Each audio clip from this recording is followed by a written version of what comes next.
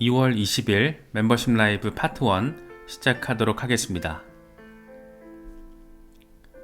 시장이 살짝 살아날까 말까 지금 97,000달러 비트코인이 돌파 테스트를 진행을 하고 있습니다.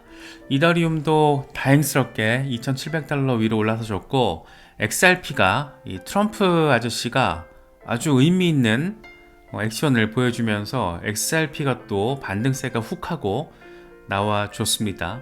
짙은 녹색을 보이고 있고, 스텔라루멘도 수이도 짙은 녹색으로 시장의 분위기가 살짝 조금은 반전될 가능성이 있지 않나 라는 기대감을 만들어주는 그런 모습입니다.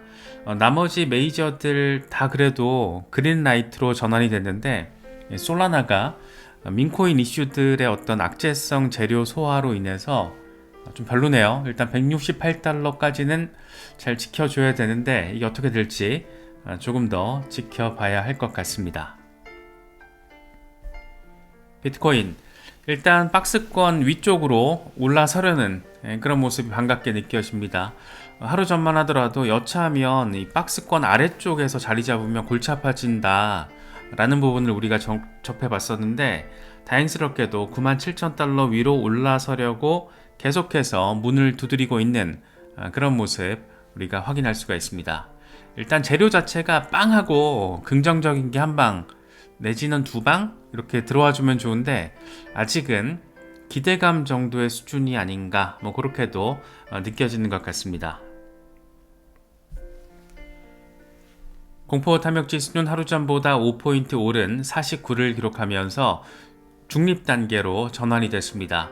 비트코인 도미넌스가 여전히 빡셉니다. 61%대로 확인이 되고 있고, 지금 알트들이 예상만큼 기대만큼 우리의 마음이가 바라는 만큼 이렇게 올라서지 못하는 게 도미넌스가 너무 빡세요. 도미넌스 상황이 또 일단은 50%대 초중반 정도까지만 좀 빠져주면 알트들이 숨을 잘 쉴 수 있을 것 같은데, 도미넌스 빠져주고 이 공포 탐욕 지수가 지난달에 그랬듯이 익스트림 그리드 단계로 극단적 탐욕 단계로 또 올라서 주면 아주 근사한 알트 장세가 펼쳐지지 않을까 그렇게도 생각해 볼 수 있는 그런 상황입니다. 일단 연준 FOMC 1월 회의록이 공개됐는데 내용은 예상했던 수준이고, 그래서 끌어당기는 그런 역할로서의 재료는 되지 못한 모습입니다. 인플레이션 상승 위험이 있다. 기대 인플레이션 일부 지표가 최근 상승세를 보여줬는데 금리를 더 인하할 여지가 많지 않을 수 있다. 이런 내용들이 담겨 있습니다. 이에 대해서 옥스퍼트 이코노믹스의 라이언 스위트는 회의록을 보면 금리 인하는 조만간 일어나지 않을 것이 분명해 보이고, 연준은 관세에 대한 이슈가 어느 정도 해소될 때까지 기다렸다가 더 나은 선제적인 가이드를 제공할 것이다. 이렇게 이야기를 하고 있습니다. 글래스노드 공동 창업자 2명이 함께 쓰는 네겐트로픽 계정에선 이런 얘기가 올라왔습니다. 93,500달러에서 반등에 성공해서 비트코인이 95,000달러를 회복했지만, 약한 반등은 현물 거래량이 부족하다라는 신호다. 또 다른 지표들은 하방 압력을 경고하고 있다. 97,000달러에서 98,500달러를 회복할 때까지는 92,000달러까지 하락할 가능성이 있어서 주의가 필요하다. 약간은 긍정적인 부분을 우리가 느낄 수는 있지만 98,500달러 정도까지 안정세를 보이기 전까지, 그때까지는 하방 압력 위험이 여전하기 때문에 정신을 좀 바짝 차리고 주의할 필요가 있다. 살짝 올랐다고 지금 뭔가 도박하듯이 베팅하듯이 달려들면 인생 난이도가 조금 더 올라가질 수가 있다. 이런 얘기를 지금 하고 있습니다. 샘슨 모 대표적인 비트코인 맥시 가운데 한 명이죠. 지난 몇 달 동안 추세를 보면 비트코인의 박스권 움직임은 인위적으로 만들어진 것처럼 보인다. 비트코인 가격이 정점을 찍은 뒤에 안정세를 유지하며 옆으로 횡보하고 있다. 이걸 조정으로 바라볼 수도 있겠지만 거래가 이루어지는 가격대가 전혀 자연스럽지가 않다. 미국의 비트코인 현물 ETF와 스트래티지가 마이크로 스트래티지 얘기하는 거죠. 매일 채굴되는 비트코인의 배수만큼 공격적으로 매수하고 있고 개인 투자자들은 적립식 투자 전략으로 비트코인을 매수하고 있다. 이처럼 기관 그리고 개인 투자자들이 비트코인을 축적하고 있는데도 그럼에도 불구하고 비트코인 가격이 움직이지 않고 있다는 것은 누군가 분명히 매도를 하고 있다는 것을 의미한다. 상황 자체는 지금 치고 올라가야 되는데 뭔가 지금 좀 이상하다라는 거죠. 그런 얘기를 비트코인 맥스조차도 이야기하고 있다는 거. 렉트캐피탈 비트코인 일간 차트입니다. 가격이 일시적으로 빠지긴 했는데 RSI는 저점을 높이고 있다. 일간 차트에서 초기 강세 다이버전스가 발생했다. 이제 던질 거 다 던진 것 같고 슬슬 매수세가 붙을까 말까 긍정적인 강세 다이버전스 신호가 나왔다라는 거 이야기를 하고 있습니다. 젤레 비트코인 주간 차트예요. 여전히 강세 페넌트에서 압축되고 있다. 2주 안에 돌파가 예상된다. 목표는 14만 달러가 될 것이다. 2주라고 하면 이제 2월 말 3월 초잖아요. 2말 3초 2말 3초 14만 달러 듣기만 해도 좋은데 일단 2말 3초에는 뭔가 좀 벌어져도 사실 이상하지 않고 좀 더 명확히 표현을 하면 벌어져야 되는 그런 상황이고 이제 좀 털 것 좀 털었으니까 갔으면 좋겠다 그런 생각이 드는 거죠. 크립토 타이탄 역시 주간 차트입니다. 비트코인이 곧 상승할까? 비트코인은 재축적 신호를 보여주는 주간 스토캐스틱 RSI에서 과매도 영역에 진입했다. 이제 매도 던질 거는 다 던진 것 같고 반전이 나올 수 있는 그런 상황이다. 재축적 단계 다음은 항상 축적 반등, 축적 반등, 축적 반등, 축적 그 다음은 반등. 어라 14만 달러 이 정도 기분 탓은 아니겠죠. 머스타씨 비트코인 12시간 차트입니다. 마침내 하락 쐐기를 뚫고 상승할 준비가 된 것으로 보인다. 목표는 10만 달러. 알트코인이 뒤따를 때는 더 강력할 것이다. 12시간 차트를 놓고 봤을 때 단기적으로 10만 달러 이제 가능성이 있다라는 얘기를 하고 있는 거고 좀 갈 때 됐잖아요. 뭔가 이렇게 현실적으로 현실감이 느껴지는 그런 분석이 아닌가 생각되기도 합니다. 미스터 크립토 이것도 주간 차트인데 강세장에서 비트코인이 5주 연속 하락한 적은 없었다. 지금이 4주째 하락이다. 다음 주는 강세장이 될 것이다. 뭔가 2말 3초에 대한 지금 기대감이 다음 주 내지는 다다음 주 요 정도 이 타임 프레임 안에서 이야기들 긍정적으로 지금 나오고 있습니다.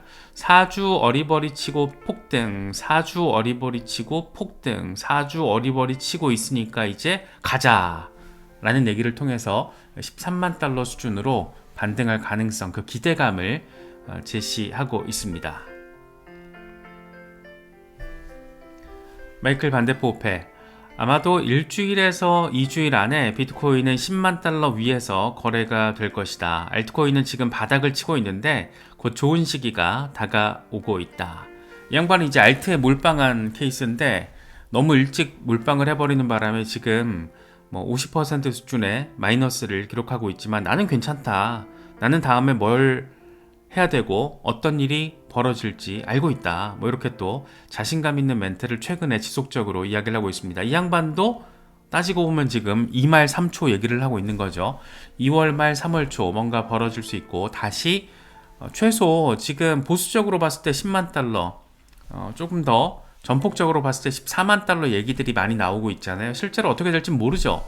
우리는 알 수 없습니다. 결과론적으로 이게 저거였네 라고 이제 평가를 하는 거지 알게 되는 거지 2말 3초 상황에서 뭔가 의미 있는 반등세가 나왔을 때 그 타겟 목표 지점이 어디가 될지 알 수는 없습니다. 다만 보수적으로 지금 2말 3초에 10만 달러에서 14만 달러 정도 이야기들이 나오고 있다라는 거 뭔가 또 긍정적인 기대감을 갖게 되는 것은 꼭 기분 탓만은 아닌 것 같습니다. 특히나 무엇보다 조금 우리로 하여금 기대감을 갖게 만드는 게 기관 투자자들의 비트코인에 대한 진입이 가속화되고 있다는 게 현실 속에서 확인이 되고 있기 때문입니다. 이 S1이란다. 지금 XRP S1이 빨리 승인됐으면 좋겠다라는 게 머릿속에 많다 보니까 지금 SEC를 얘기하려고 그랬는데 갑자기 S1이 튀어나왔습니다. 이 SEC에다가 운용자산 1억 달러 이상의 기관 투자자가 이제 보고서를 제출해야 되는데 이게 이름이 13F잖아요. 13층.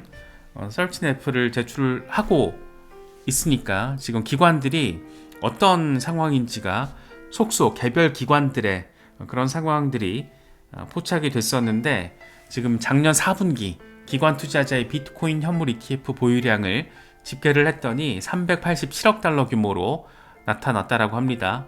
3분기와 비교했을 때 그러니까 전분기 대비 3배 3분기에는 124억 달러였는데 이게 지금 387억 달러 규모로 3배 수준으로 급증했다라는 거.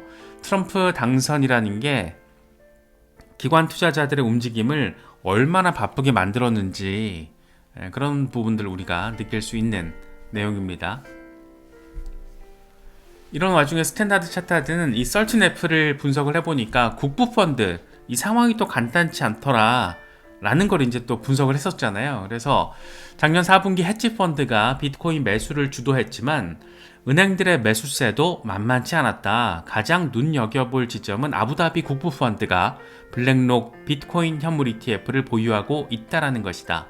현재 보유 규모는 작지만 갈수록 보유량을 늘릴 것으로 예상된다. 특히 다른 국가의 국부펀드들도 아부다비 사례를 따를 가능성이 높다. 이 13F가 공개되고 나니까 지금 여러 가지 해석들이 다양하게 다채롭게 나오고 있는 겁니다. 기관들 빡세게 들어오고 있고 헤지펀드뿐만 아니라 이제 국부펀드도 가속화를 붙여서 들어올 거야 라는 얘기를 지금 하고 있는 거죠. 최근 스트래티지의 비트코인 매수 움직임이 살짝 둔화됐지만 헤지펀드 등 다른 매수자들이 나타나고 있다는 것은 다행스러운 부분이다. 기관들의 접근성이 높아지고 비트코인 변동성이 감소한다라면 더 많은 기관들이 암호화폐 시장으로 유입될 것이다. 이런 분석을 종합했을 때 2028년까지 비트코인 50만 달러 가능성이 있다라는 전폭적인 전망을 끌어냈습니다. 기관들 빡세게 들어오고 있고 가속도는 더 빨라질 것이다 라는 얘기를 하고 있는 거죠. 그래서 지금 우리 입장에서는 뻔한 상황이에요. 일단 조금 개선되는 모습은 있지만 그럼에도 불구하고 단기적인 하방 압력도 여전히 우려점으로 남아있고 그럼에도 불구하고 중장기적으로 봤을 때 기관들의 진입이 가속화되고 있다는 측면은 긍정적으로 우리가 바라볼 수 있는 부분이다. 여기서 단기적으로 우리가 기대해 볼 수 있는 반등 모멘텀 재료 두 가지 어제도 짚어봤었잖아요. 이제 백악관의 암호화폐 관련 정책이 어떻게 등장을 하게 될 것인가. 사실 데이비드 sak스가 몇 가지 중요한 발표가 곧 있을 예정이다. 커밍 순이라고 표현을 해서 지금 이번 주에 뭔가 나오지 않을까라는 기대감이 큰데 왜 안 나오지? 이러고 있는 거죠. 지금 글로벌하게 봤을 때 다들 똑같은 마음입니다.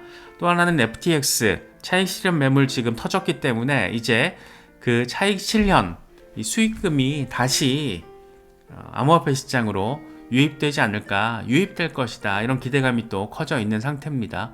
전반적으로 이런 두 가지 재료만 잘 시너지만 내주더라도 2말 3초에 대한 우리의 기대감이 단순한 기대감이 아니라 현실화 시점이 될 수도 있지 않을까 뭐 그런 생각을 갖게 만듭니다. 특히 트럼프 대통령이 지금 연일 암호화폐 시장의 긍정적인 해석이 가능한 재료들을 직접적으로 뿌려주고 있잖아요. 매일같이 지금 한두 개가 나오고 있기 때문에 이제 스리슬쩍 자고 일어났더니 트럼프 대통령 비트코인 전략자산 지정 행정명령 서명 해버렸다. 뭐 이렇게 지금 얘기가 나올 수도 있어서 이게 당장 뭐 오늘 내일이 될 수도 있는 거잖아요.